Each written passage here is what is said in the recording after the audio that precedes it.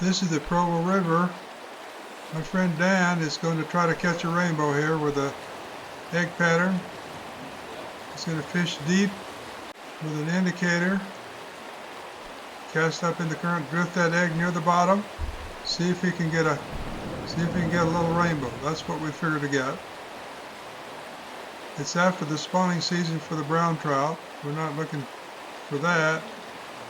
There may be some browns in here that are feeding on sow bugs or something, but we're after the little rainbows, and we're using egg patterns because they really like egg patterns. And then you see the brown trout eggs are more of a yellowish, okay, and the rainbow trout eggs are more, they have more orange to them, a reddish orange. It's winter time. There's no fall spawning rainbows in this stream this year. Sometimes there are, but this year there aren't. So he's got one on there. Let's see what it is. It's probably another little rainbow.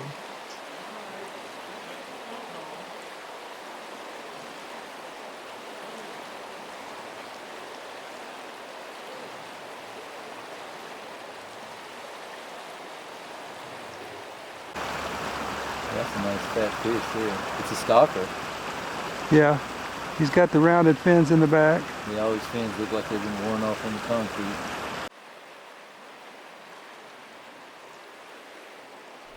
He's fishing there. It's quite fast there, but he's casting and then drifting it down into the edge of the current or into the deeper, slower part.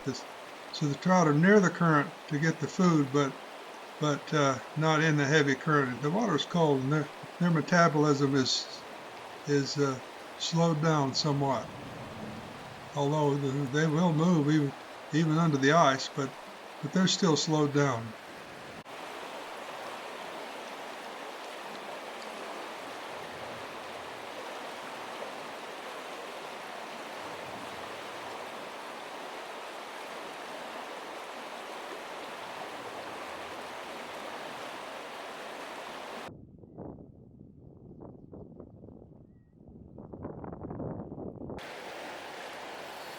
Well, didn't do so well, so we moved down below the bridge and fish under it on the opposite side of the stream. Trout love bridges. Well, they love to live under bridges because it's usually deep, it's shady in the summertime, it's protected overhead from predators. Yeah, it's just a good place for them almost always. It's not just trout. You'll find all kinds of freshwater fish under bridges, or saltwater fish for that matter. And Dan's got another one. It's way below him though. It's hard to land them when they're down below you in heavy current. Pull hard, and you get the weight of the fish in the current and pulling out of his mouth instead of into the corner of his mouth or something. Dan's playing this one. It doesn't look like it's very big though.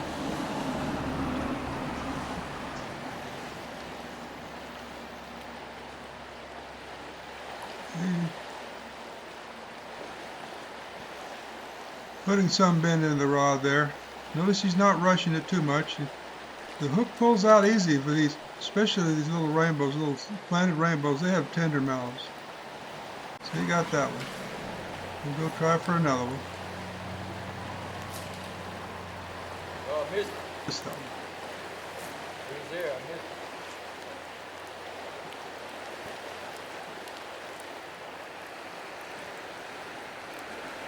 Making a long drift down below him. The further you can drift it, the longer it's down near the bottom, the more chances you have. Right, now you got one.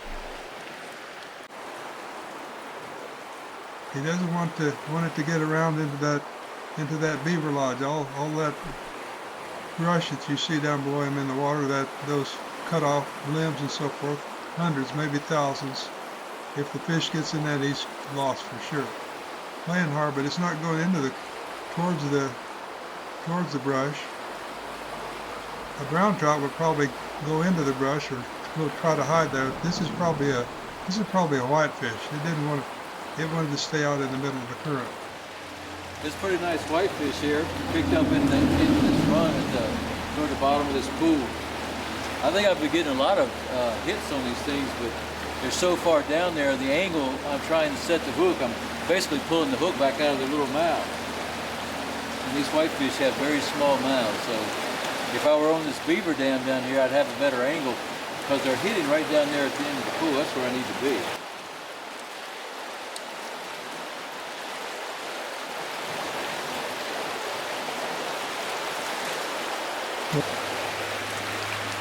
Well, you know, wintertime is a good time to catch whitefish. Yeah, and they're in here all the time. I just got to find a lot of people say they like whitefish as much as they like trout, and I can't say that's true for me, and I like fish, so I got to find a way that I like to eat them better, because I end up letting them off a lot of them. I'll have to agree, I don't like them that much. See, this is a new beaver lodge here. This one wasn't here last year. There's another one back up the stream behind us. Isn't it kind of unusual for them to build that in the middle of the stream like that? You don't usually see them like that, and they usually dam up small streams and make a place, but there's not a lot of them on this river like this. I've seen them before like that, but not too many. Most of the ones on the bigger rivers are right on the edge.